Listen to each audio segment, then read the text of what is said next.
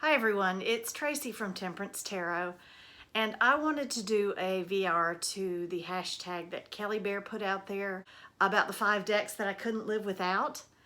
And of course I can live without decks, but these are the 5 decks, well, and I cheated, that I wouldn't want to live without. And the reason that I really wanted to do a response to this particular hashtag, because I don't do too many VRs, is that her original video back from 2016 was how I found the tarot community on YouTube to begin with. I'd been kind of trolling at the Eclectic Tarot Forum for a while. I didn't post much, but I tried to read a whole bunch of the stuff that was out there. It just wasn't working for me as a way to connect with others about tarot. And I found a post that referred to Kelly Bear's video on YouTube about the 5 decks that you couldn't live without. And by finding that video, I found my way into the rest of the tarot community. So this is just also a little thank you to Kelly Bear for helping bring me into the tarot community. So now I'm going to very briefly show you the decks that I couldn't live without. And I did cheat a little bit because, you know, it's a VR cheat. It's not really cheating. So let's get started. These are in no particular order. So let's start with the Sasarabito, which I've seen on other people's lists as well.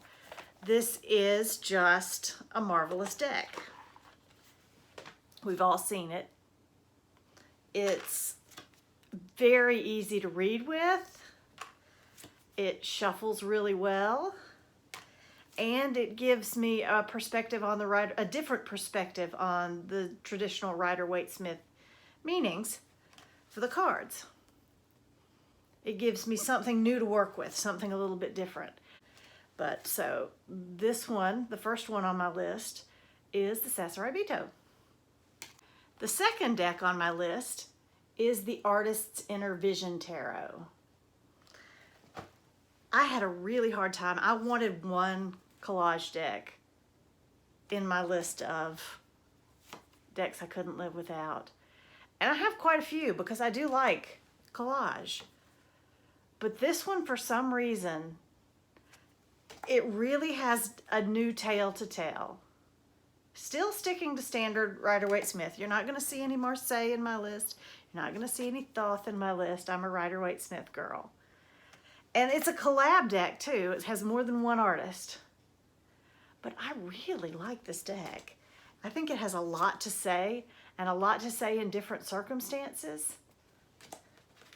And it can be very literal with me, which is something I really appreciate. I pulled a card one day when I was having some particular work issues and was asking about a particular work issue. And I pulled several cards, but one of the cards that I pulled was this Knight of Wands. Prince of Wands, Knight of Wands. And I was working on a project at work, and the initials for the project were CRM. Now, there's no explanation as to why those 3 letters are on this card, but I it was just one of those, can you believe that the card actually has the initials of the project I was talking about? So yes, I really love this deck, and I love the guidebook that goes along with it. And I love that the guidebook does give you movies and things like that, pop culture references, because I like pop culture references. So, deck number 2, Artist's Inner Vision.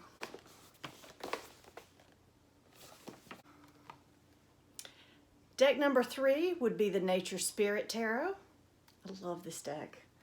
And I think a lot of this has to do with the book, although I think the artwork is beautiful too. It is the animal deck of all the animal decks that are out there that I connect with the most. And you know, I'm not big on animal decks, but there's something special about this one that I can't explain. It's not explainable. I just love it. It has no mammals. It's all insects, birds, reptiles, and fish. And the book is marvelous. She explains every single thing that's in the card, in the picture, and why it's there, which I think is the thing I love the most about it, is why she picked that particular piece of foliage, that particular flower, that particular herb, why she picked that particular bug or that particular bird to represent the archetype of that card.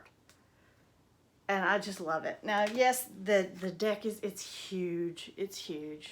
You know, it's really big. So that's the Nature Spirit Tarot.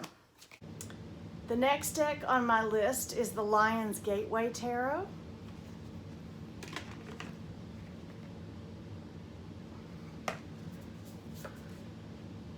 This one, it's straight up Rider-Waite Smith, and it's all about the art for me. It's clear and easy to read. It has enough detail without having too much detail. I love the simple line work and the bold, bright, beautiful colors. This is just, this is a real heartstrings deck for me. This is a deck that I really, really love and really love using and reading with, not just having in my collection. It's just a marvelous, marvelous deck.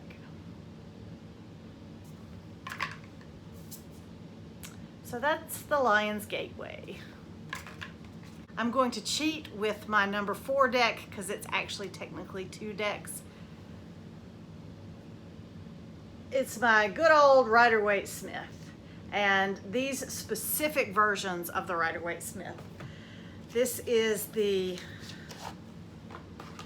Pamela Coleman Smith, the Low Scarabeo that you can't get anymore.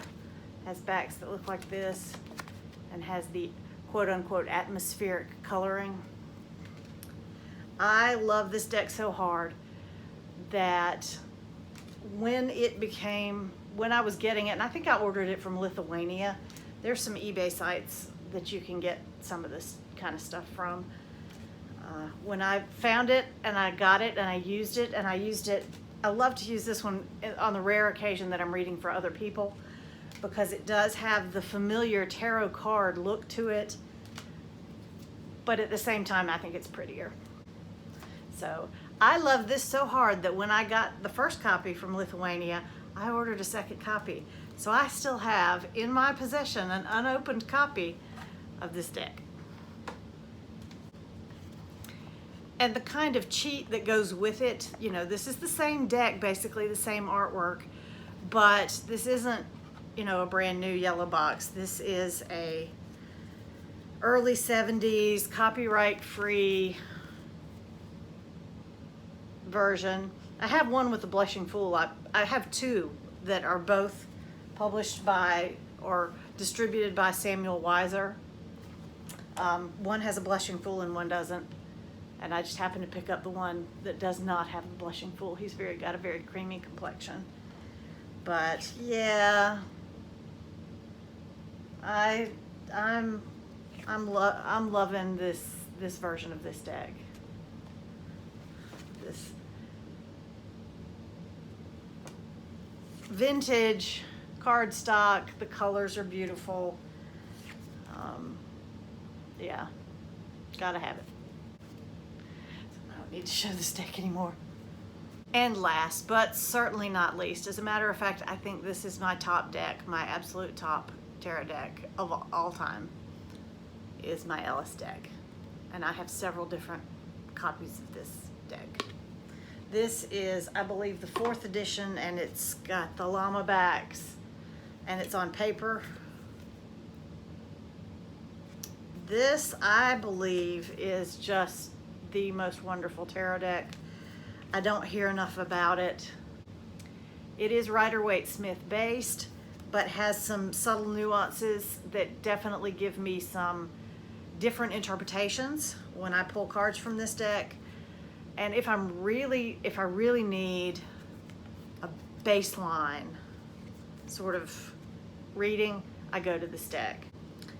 This is the deck I use in January for my year ahead type reading. I think it's marvelous. And I also have the giant plastic version. It's amazing how heavy this is. You can see the bags. This has the cat bags. One of my very favorite Hierophants ever. I mean, look at him sitting on those books. He's a guru. I love the plastic cardstock.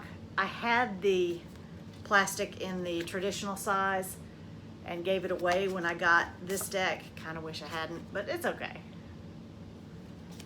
Because it's plastic and it's borderless, and you try and destroy it. I mean, you could with a pair of scissors, but otherwise it's going to work really well. And I just love this deck. I would love to sing its praises, because it is just such a great reader. That's it, everybody. Thank you so much for watching, and have a fabulous day.